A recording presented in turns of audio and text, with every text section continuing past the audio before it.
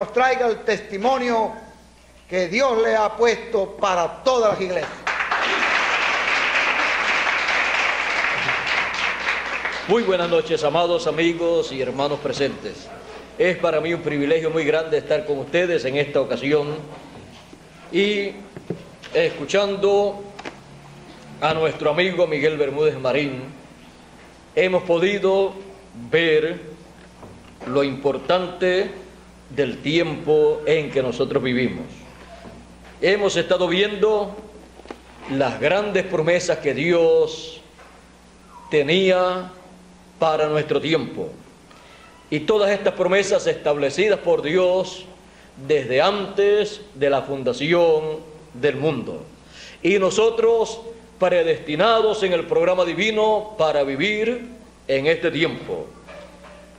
Y él dijo en una ocasión, hablando de este tiempo, en el Evangelio según San Lucas, capítulo 21 y verso 36, dijo: velad pues, orando en todo tiempo, que seáis tenidos por dignos de evitar todas estas cosas que han de venir y de estar en pie delante del Hijo del Hombre.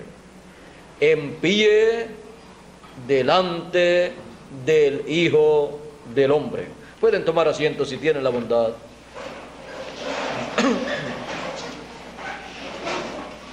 En el tiempo final en el cual nosotros vivimos, los hijos de Dios tendrán la oportunidad de estar en pie delante del Hijo del Hombre en su venida.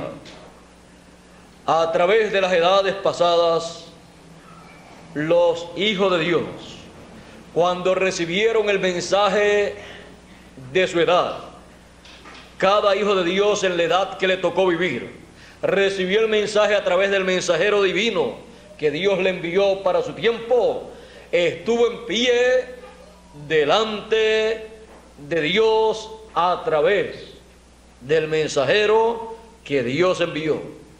En el tiempo de San Pablo, estaban en pie delante de Dios, delante del Señor Jesucristo a través de San Pablo. Y así en cada edad, porque estar en pie delante de Dios, delante del Señor Jesucristo, es estar en pie delante del mensaje y mensajero que Dios envía para ese tiempo.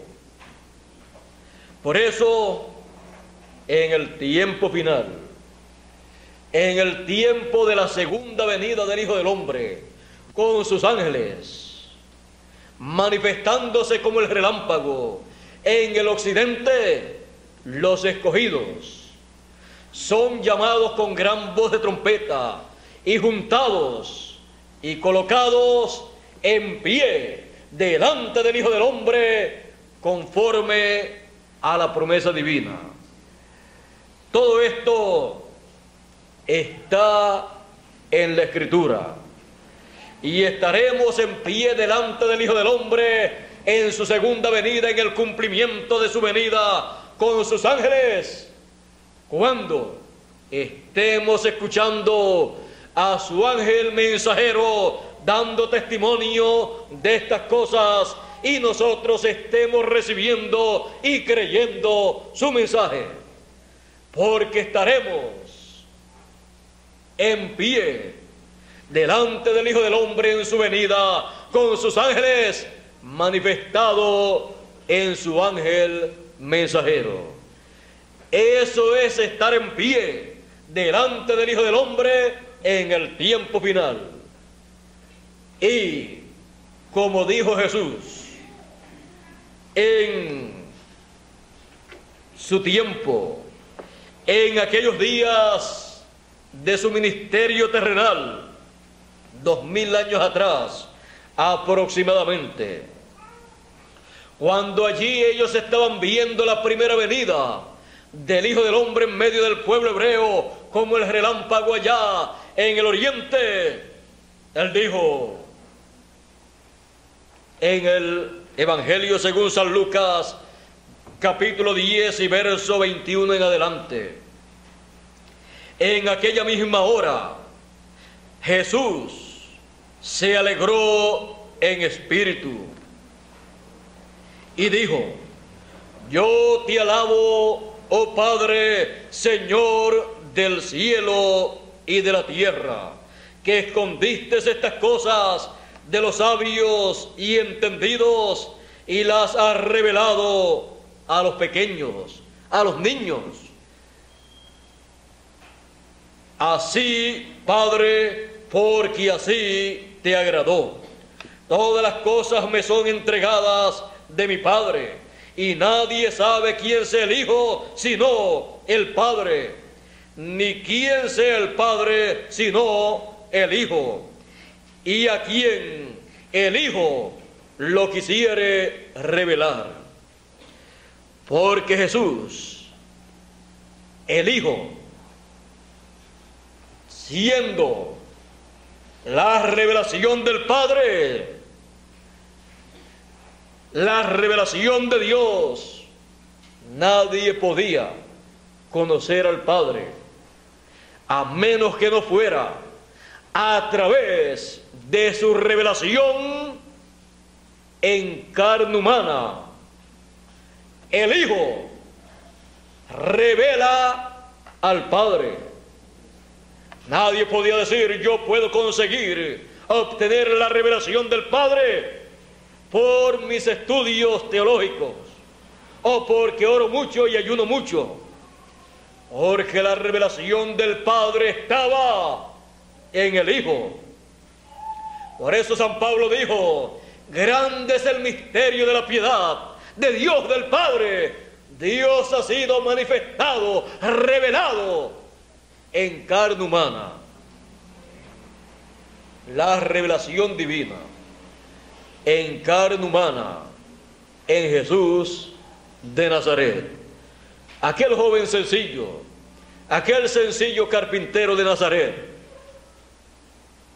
era nada menos que Dios, el Padre, manifestado en carne humana. ¿Quién se podía imaginar que aquel joven podía ser el velo de carne en donde el Padre estaba oculto, donde Dios estaba oculto, y revelándose también a la raza humana y dándole a conocer el programa divino correspondiente a aquel tiempo y llevándolo a cabo?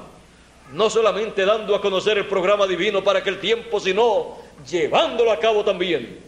El programa de redención, la primera parte del programa divino que regresa a los hijos de Dios a la eternidad, porque la segunda parte de ese programa corresponde a la segunda venida del Hijo del Hombre con sus ángeles como león de la tribu de Judá.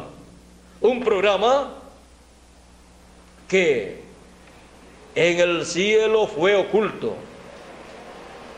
La venida del Hijo del Hombre como el león de la tribu de Judá, como Rey de reyes y Señor de señores, fue un secreto en el cielo tan grande que cuando se abrió en el cielo ese séptimo sello, la segunda venida del Hijo del Hombre con sus ángeles, hubo silencio en el cielo por casi media hora, equivalente a 20 y algo de años de los nuestros. El misterio más grande del reino de los cielos.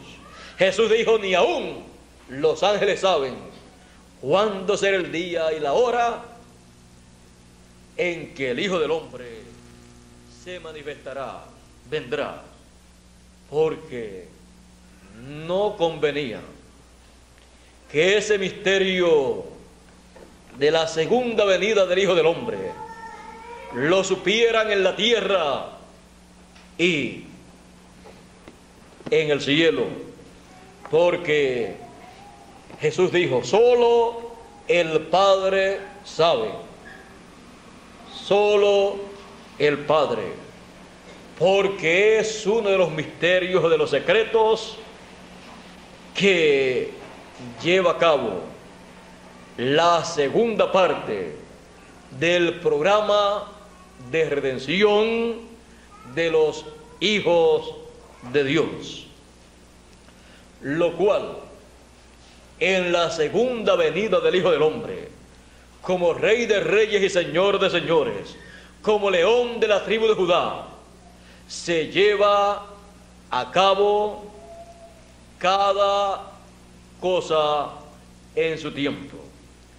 Pero todo llegará a una etapa de culminación, como llegó la primera venida del Hijo del Hombre en medio del pueblo hebreo en el oriente como el relámpago.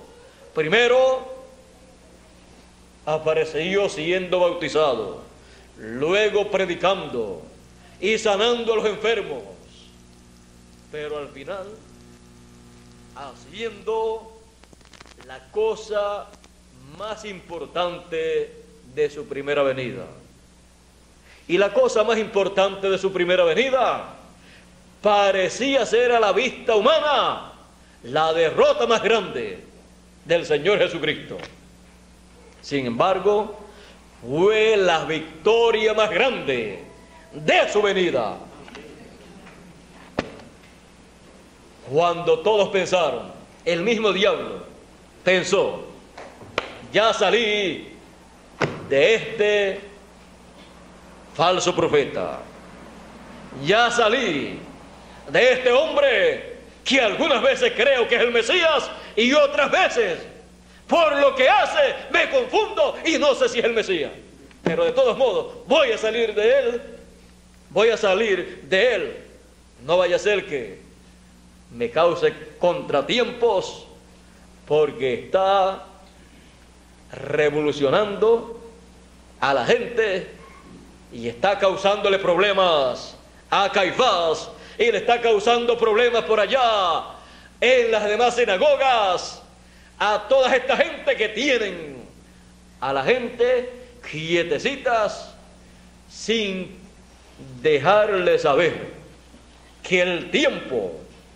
para el cumplimiento de la venida del Señor, de la venida del Mesías, ha llegado. La gente está ciegas porque los ministros que están en las sinagogas no saben nada y nada le pueden decir a la gente.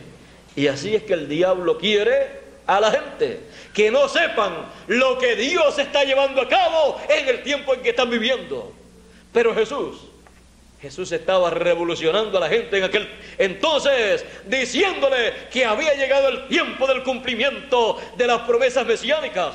Cuando tomó la escritura y leyó, el Espíritu del Señor está sobre mí, por cuanto me ha ungido, y comenzó a decir, para dar buenas nuevas a los pobres, y comenzó a enumerar las cosas para las cuales había sido ungido, para abrirle los ojos a los ciegos, para sanar a los enfermos, a los quebrantados, y para predicar el año de la buena voluntad de Jehová. Y después les dice, se sienta, entrega el libro, la Biblia, el libro del profeta Isaías, lo enrolló. Hoy en día lo que hacemos es lo cerramos en esta forma, pero en aquel tiempo lo cerraban enrollándolo porque era un pergamino. Lo enrolló y lo entregó al ministro, al sacerdote, y se sentó y todas las personas estaban fijos con sus ojos en él, porque la forma en que él leyó esa escritura, esa promesa, fue tan impactante, sabiendo Jesús que hablaba de él, lo leyó en tal forma que todos se maravillaban. Nadie había leído esa escritura como la leyó Jesús, y todos pendientes a ver lo que él decía. Y él les dice, hoy se ha cumplido esta escritura en vuestros oídos.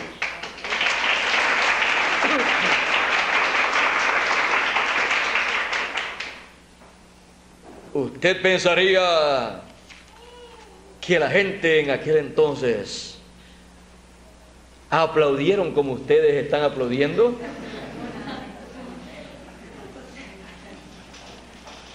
¿Ustedes creen que la gente en aquel tiempo se llenaron de alegría como ustedes se llenan de alegría al escuchar: el Espíritu del Señor es sobre mí, por cuanto ha ungido para dar buenas nuevas a los pobres, me ha enviado para sanar a los quebrantados de corazón, para pregonar a los cautivos libertad y a los ciegos vista, para poner en libertad a los quebrantados, para predicar el año agradable del Señor?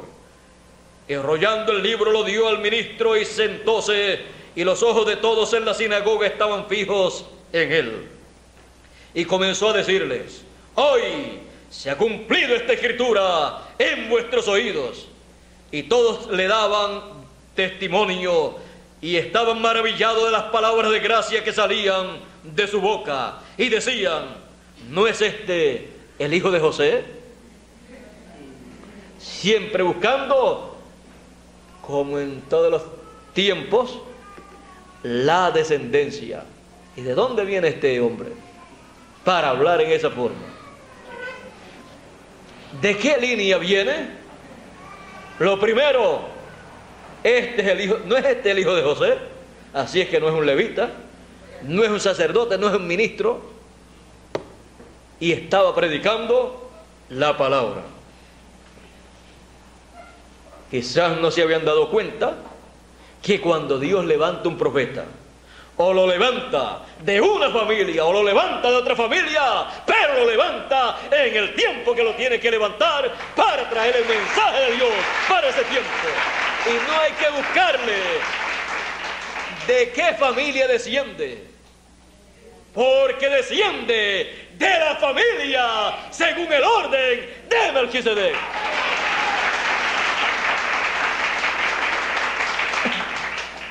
Y eso le basta a ese mensajero saber de dónde desciende. Las demás personas dicen: pero no es este el hijo de fulano y de sutano. El pedigrí que tiene no es de la alta sociedad, no es de la alta jerarquía social, no tiene nombre. Hijo de José, un carpintero, y el hijo también carpintero. Pero no sabían que era el hijo de Dios, del Rey de los cielos y de la tierra. Pero Dios siempre obra en esa forma sencilla. Sigue diciendo, cuando dicen: ¿no es este el hijo de José?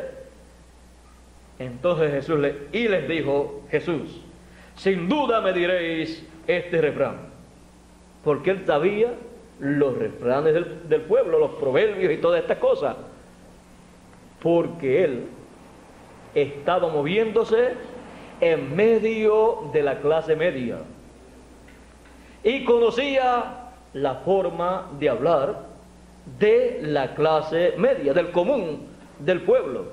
Usaba sus refranes, usaba sus parábolas. La forma de hablar del Señor Jesucristo no era esa forma pulida, teológica, que usaban los grandes doctores en divinidad, en teología, y las personas importantes de la alta sociedad, sino que hablaba en el común del pueblo.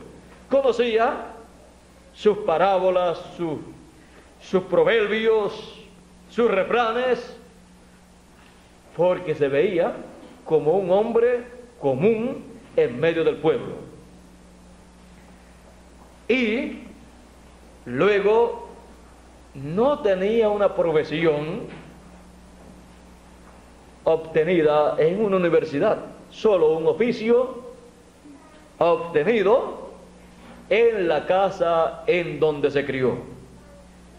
Aprendió con José carpintería.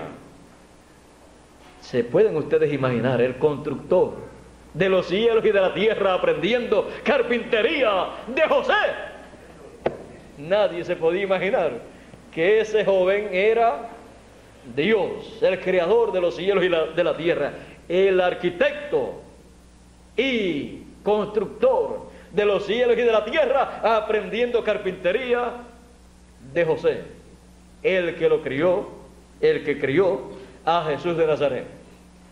Nadie se podía imaginar que ese era, como dice San Pablo, grande es el misterio de la piedad. Dios ha sido manifestado en carne. ¿Quién se podía imaginar eso? Si usted hubiera vivido en el tiempo de Jesús y lo hubiera visto caminando y trabajando en la carpintería, en el taller de carpintería de José, nunca se hubiera imaginado que aquel Jesús era el Mesías, el Cristo, el ungido, porque el Cristo quiere decir el ungido, quiere decir también el Mesías. Mesías, Cristo y ungido es lo mismo. El ungido para llevar a cabo la obra divina, la obra mesiánica de aquel tiempo. ¿Quién se lo iba a imaginar? Solamente Jesús podía ser conocido como el Mesías por lo que él hablaba y lo que él hacía conforme a lo que estaba prometido para aquel tiempo. Y es la única forma en que los seres humanos pueden conocer a los enviados de Dios, a través de lo que ellos hablan, del mensaje que ellos traen. Cuando la persona, cuando la gente entonces ve que lo que esa persona está hablando es exactamente lo que fue prometido en la Escritura para ese tiempo. Fuera de eso, todo mensajero que Dios envía se ve igual que todos los demás seres humanos.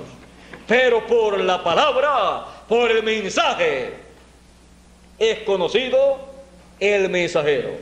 Porque no puede haber un mensajero sin un mensaje. Y no puede venir un mensaje sin un mensajero.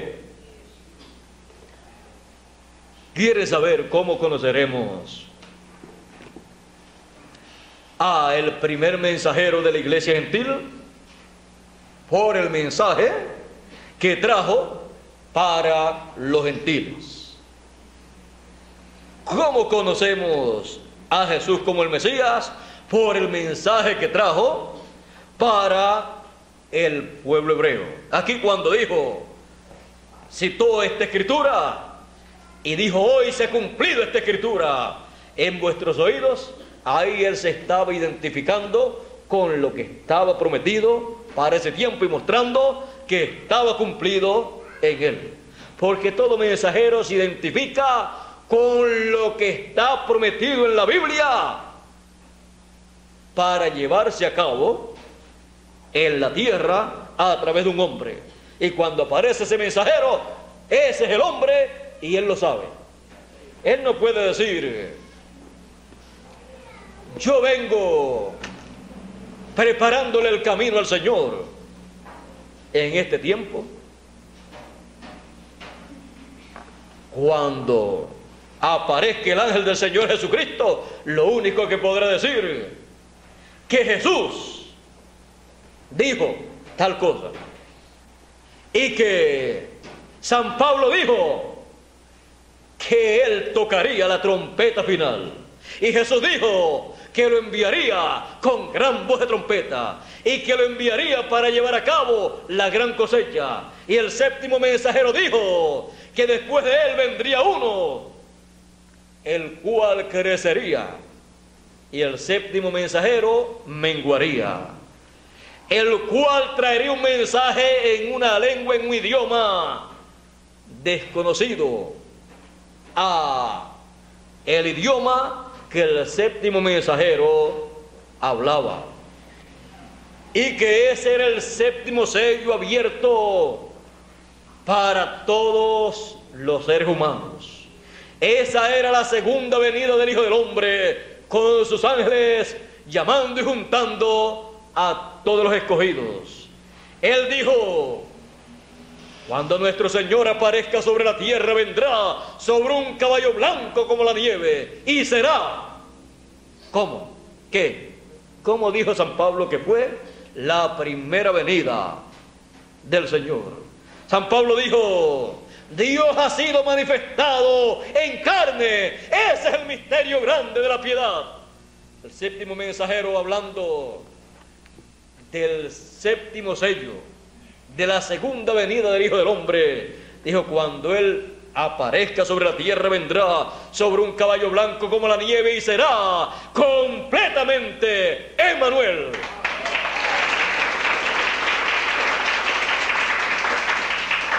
No que se llamará Emmanuel, como tampoco Jesús se llamaba Emmanuel, porque Emmanuel, traducido, interpretado, significa Dios con nosotros.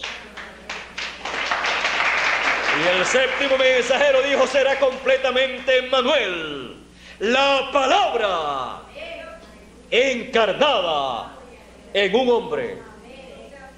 Esa es la segunda venida del Hijo del Hombre con sus ángeles.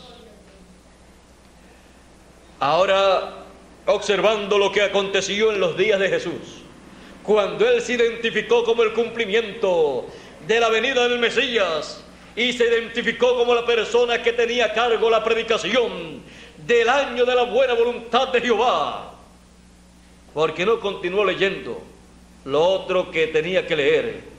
Correspondía a la segunda venida del Hijo del Hombre, que dice: y para predicar el día de venganza del Dios nuestro. Y sigue enumerando las cosas que corresponden a la segunda venida del Hijo del Hombre.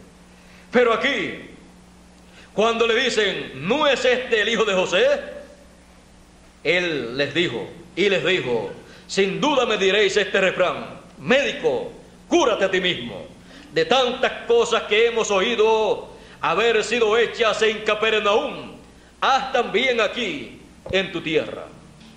Querían señales, pero estaban escuchando lo más grande que un ser humano puede escuchar: la palabra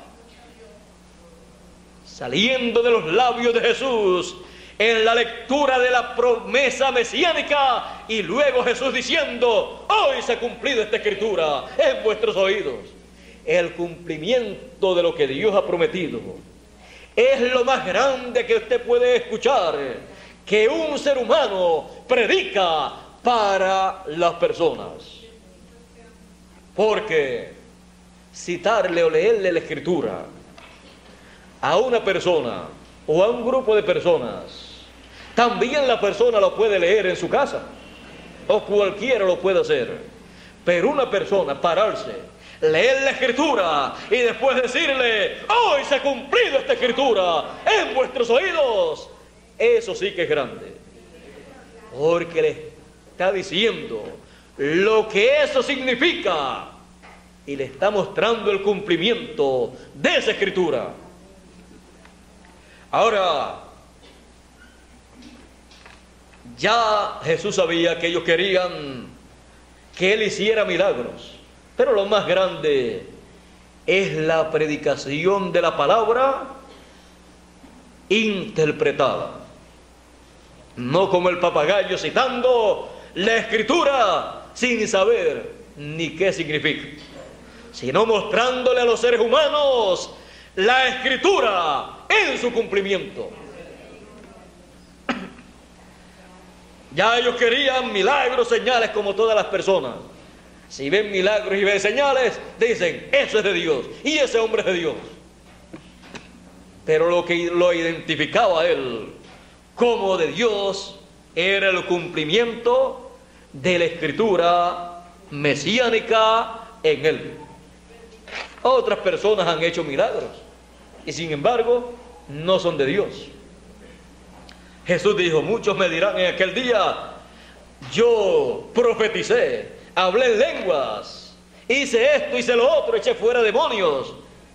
Y yo os diré: apartaos de mí, obradores de maldad. Así es que la identificación de un mensajero no está en los milagros y señales que hace, sino en la palabra prometida para ese tiempo que Él esté cumpliendo.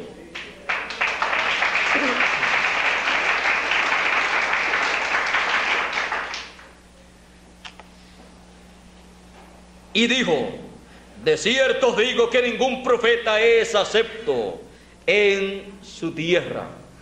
O sea, el mismo refrán que hoy en día se dice: no hay profeta con honra en su tierra, o no hay profeta en su tierra. Nadie es profeta en su tierra. Así es en muchos campos. Eso se aplica actualmente no solamente a los profetas, sino a los diferentes campos de las personas. Siempre ocurre en la misma forma. Aún en la misma casa desconocen las cosas grandes que muchas veces tienen la gente en la misma casa, y tienen que los de afuera decir las cosas grandes que ven en esa persona, porque los de la casa no lo ven, porque acontece que cuando se tiene algo muy cerca no se puede ver, no se puede apreciar bien. Cuando está lejos se ve mejor. Ahora vean a Jesús. Jesús como que no se quedaba callado. Él sabía quién Él era, y a Él no le podían venir con problemas, porque Él tomaba la Escritura para su tiempo, la aplicaba, doliera a quien le doliera. De cierto os digo que ningún profeta es acepto en su tierra. Mas en verdad os digo que muchas viudas había en Israel en los días de Elías, cuando el cielo fue cerrado por 3 años y 6 meses, en que hubo una grande hambre en toda la tierra, pero a ninguna de ellas fue enviado Elías, sino a Sarepta de Sidón, a una mujer viuda. Muchos leprosos había en Israel en el tiempo del profeta Eliseo, mas ninguno de ellos fue limpio, curado, sino Naamán el sirio, ese general sirio. Entonces todos en la sinagoga fueron llenos de ira oyendo estas cosas, porque ellos lo que querían era ver milagros, ver señales. Y ahora Jesús se pone a predicar, y su predicación era en una forma que a ellos no les gustaba,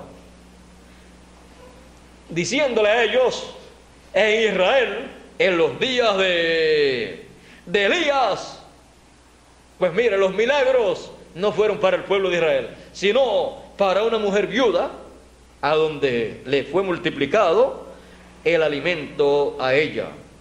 Y en los días de Eliseo, con tantos enfermos leprosos que habían en Israel, había muchos leprosos en Israel, y sin embargo el milagro lo hizo Eliseo para un leproso sirio gentil, general de un ejército sirio, enemigo del pueblo hebreo, aunque en algunas ocasiones estaban como amigos cuando les convenía.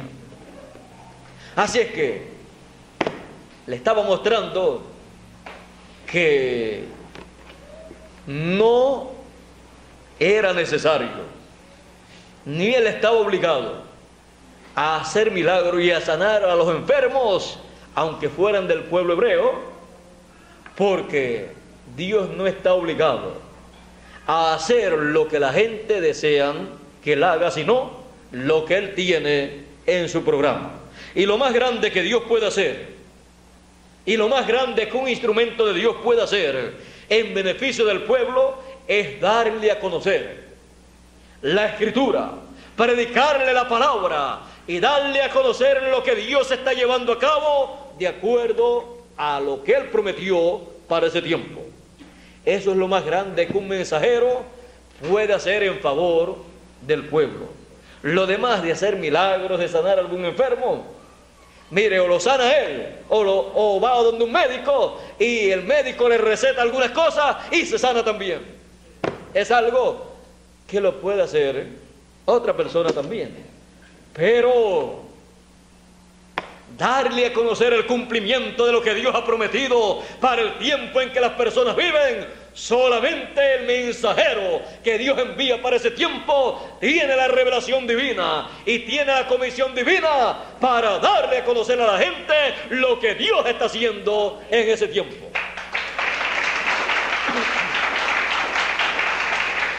La gente no lo pueden conocer ni lo pueden recibir en otra forma, ni por otro ser humano, ni por un médico, ni por otro predicador, sino por el que Dios envía para hacer esa labor. Ahora vean ustedes, Jesús estaba interesado en traerles la palabra, darle a conocer a ellos en el comienzo de su ministerio el programa divino para aquel tiempo. Y miren ustedes lo que aconteció. Se llenaron de ira oyendo estas cosas. Ve usted que no todas las personas, ve usted que no toda la gente que están en una iglesia o en una sinagoga, cuando se le da a conocer el cumplimiento de lo que Dios prometió para ese tiempo, no todos están contentos. Aquí dice: entonces todos en la sinagoga se llenaron de ira oyendo estas cosas, comenzando por el ministro sacerdote que le había dado la escritura, el libro del profeta Isaías, para leerlo. Se le formó tremendo problema al ministro de ese tiempo. Y levantándose, le echaron fuera de la ciudad y le llevaron hasta la cumbre del monte sobre el cual la ciudad de ellos estaba edificada, para despeñarle. Pensaron que era un falso profeta. Ya habían dicho: no es este el hijo de José. Se está haciendo pasar ahora como el Mesías que nosotros estamos esperando.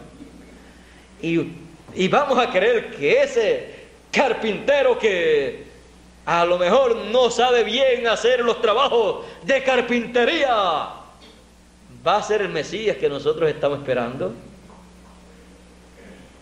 No lo podían creer. Lo increíble para ellos era el programa divino para aquel tiempo. No tenía el atractivo que ellos esperaban que tuviera el Mesías. Esperaban que fuera el hombre más inteligente, con los doctorados más grandes de la tierra. Pero sin embargo, en una ocasión dicen: ¿y cómo sabe letras sin haber estudiado? Porque no había estudiado tampoco en las universidades, en los seminarios de aquel tiempo, para estar enseñando la escritura, la Biblia, en aquel tiempo. ¿Cómo sabe letras para estar hablando estas cosas? No era reconocido como una persona intelectual. No tenía estudios para estar haciendo lo que estaba haciendo.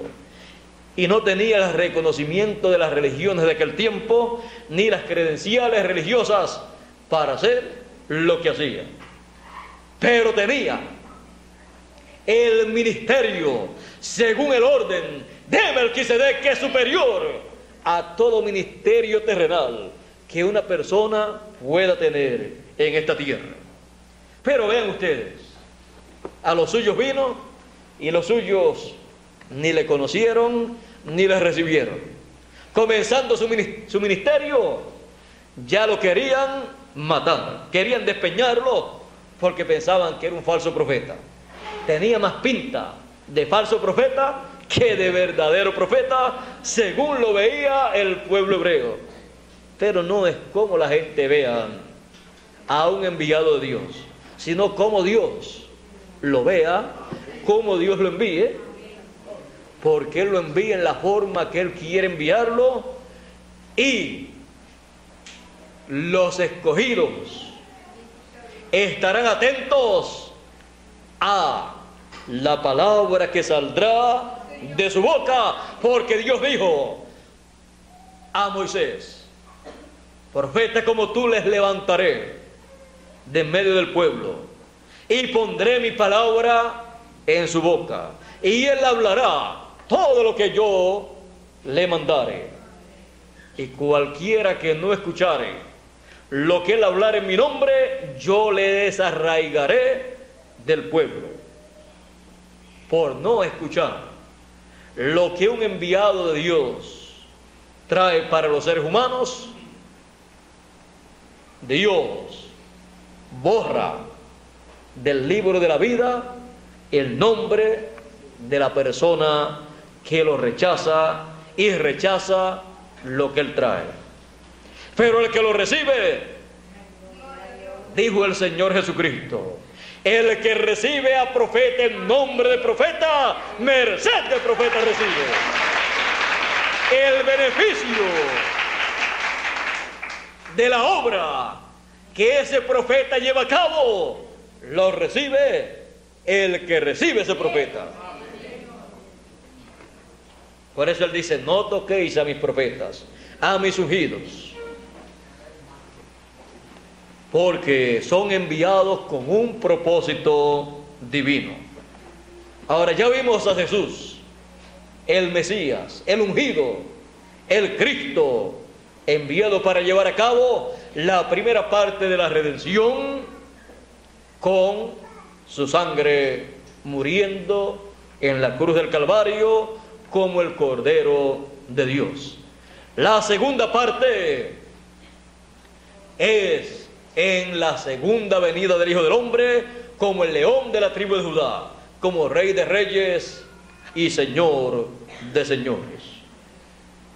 En su primera venida, aquellos discípulos estaban en pie delante del Hijo del Hombre porque le habían recibido, habían creído su mensaje. Y cuando Jesús preguntó: ¿quiénes dicen los hombres que es el Hijo del Hombre?,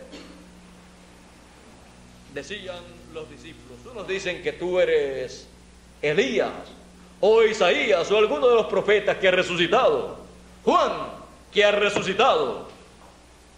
¿Y ustedes? ¿Quién dicen ustedes que es el Hijo del Hombre? Pedro dice: tú eres el Cristo, el ungido, el Mesías, el Hijo del Dios viviente. Bienaventurado eres Simón, hijo de Jonás, porque no te lo reveló carne ni sangre, no te lo revelaron esto allá en la sinagoga donde tú ibas, ni en el templo de Jerusalén, ni el sumo sacerdote, porque ellos no piensan así acerca de mí, sino mi Padre que está en el cielo. Y estaba en él, porque aunque estaba en el cielo, también estaba en Jesús, porque Jesús fue la manifestación del Padre en carne humana. Por eso cuando Felipe pregunta, o le dice a Jesús: muéstrenos al Padre y nos basta, Jesús dice: tanto tiempo hace que estoy con ustedes y todavía no me has conocido, Felipe. ¿No sabes que yo estoy en el Padre y el Padre está en mí? Y las obras que yo hago no las hago de mí mismo, sino que el Padre me muestra lo que yo debo hacer. Ellos no comprendían muy bien, pero sabían que Jesús era el ungido, el Mesías, el Cristo. Bienaventurado eres Simón, hijo de Jonás. Conocer al ungido en su venida era una bienaventuranza. Conocer al Hijo del Hombre en su venida era una bienaventuranza, y estaba en pie Pedro y los discípulos de Jesús en pie delante del Hijo del Hombre, recibiendo su mensaje, siguiendo su ministerio y creyendo todo lo que él decía, aunque en algunas ocasiones no entendían. Tenemos el caso, muchos casos en las parábolas de Jesús, que él hablaba en público y después los discípulos venían a Jesús aparte y le preguntaban acerca de la parábola, y Jesús entonces les decía: ¿y ustedes también están sin entendimiento como los demás? Les decía: esa parábola lo que significa es tal y tal cosa. En una ocasión, cuando Jesús les explicó o les dijo la parábola del trigo y de la cizaña, ellos no comprendían, porque les hablaba de la cosecha, de la siega, les hablaba de los ángeles que en el fin del siglo el Hijo del Hombre enviaría, y ellos estaban muy interesados en la venida del Hijo del Hombre con sus ángeles, y ellos estaban muy interesados en conocer todas estas cosas, porque la venida del Hijo del Hombre, él dijo que sería el Hijo del Hombre viniendo en su reino, en el reino de su Padre, con sus ángeles, para dar el pago a cada uno según fuere su obra. Y vendría el Hijo del Hombre con sus ángeles, llamando a los escogidos con gran voz de trompeta. Todos estaban interesados en la venida del Hijo del Hombre. Y todo ser humano que ha leído la Escritura ha estado interesado en la venida del Hijo del Hombre con sus ángeles, llamando y juntando a todos los escogidos con gran voz de trompeta, porque todos desean estar en pie delante del Hijo del Hombre en su segunda venida.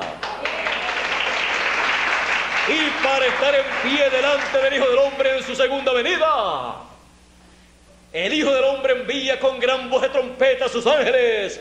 El ministerio de los dos olivos, de los dos candeleros, el ministerio de Moisés y Elías, manifestados en su ángel mensajero en el cumplimiento de su segunda venida, llamando con gran voz de trompeta a todos los escogidos y colocándolos en pie delante del Hijo del Hombre en su segunda venida.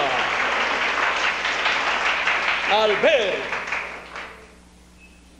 recibir, escuchar y entender el mensaje, el testimonio del ángel del Señor Jesucristo, y colocarnos en la edad, en la etapa, en la dispensación que Él estará dando a conocer que estamos viviendo. Estamos en pie delante del Hijo del Hombre en su segunda venida con sus ángeles, recibiendo el testimonio del ángel del Señor Jesucristo en este tiempo en que nosotros vivimos. Eso es estar en pie delante del Hijo del Hombre en su venida. ¿Ve usted lo sencillo que es estar en pie delante del Hijo del Hombre en el tiempo final? Más sencillo de lo que usted y yo nos imaginábamos. Yo no me lo imaginaba así. Estaba muy lejos de la imaginación humana. Usted tampoco se lo imaginaba. Pero así es, estar en pie delante del Hijo del Hombre en este tiempo final, para luego recibir la transformación de nuestros cuerpos, nosotros los que vivimos, y la resurrección de los muertos, los que partieron en el pasado. Todos los hijos de Dios, así como estarán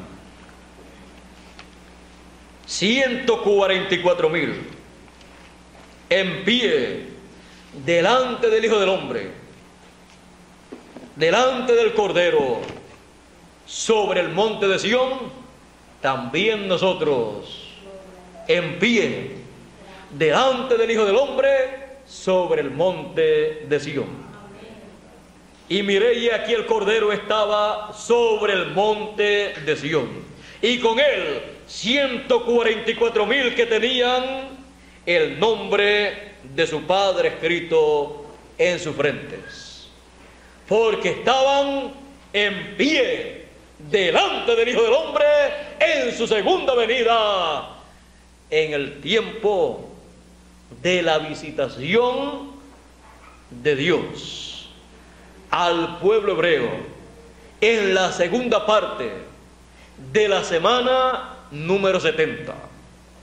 Pero primero, los escogidos de medio de los gentiles estarán en pie delante del Hijo del Hombre, recibiendo el sello del Dios vivo, siendo sellados con el sello del Dios vivo y recibiendo con ese sello el nombre de Dios, el nombre eterno, el nombre de la ciudad de nuestro Dios y el nombre nuevo del Señor Jesucristo como León de la tribu de Judá, como Rey de reyes y Señor de señores. Todos en pie delante del Hijo del Hombre en este tiempo final. Dios les bendiga, Dios les guarde.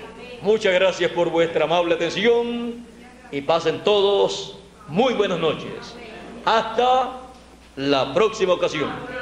Con ustedes nuevamente mi amigo y vuestro amigo Miguel Bermúdez Marín, para concluir ya en sus últimas palabras el tema, el mensaje que él ha estado trayéndonos en esta noche. Estas han sido mis palabras de saludo para cada uno de ustedes. Dios les bendiga y Dios les guarde.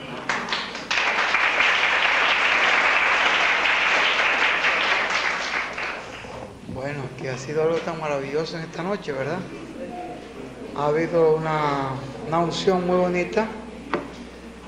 Creo que Dios nos ha dado un mensaje muy grande.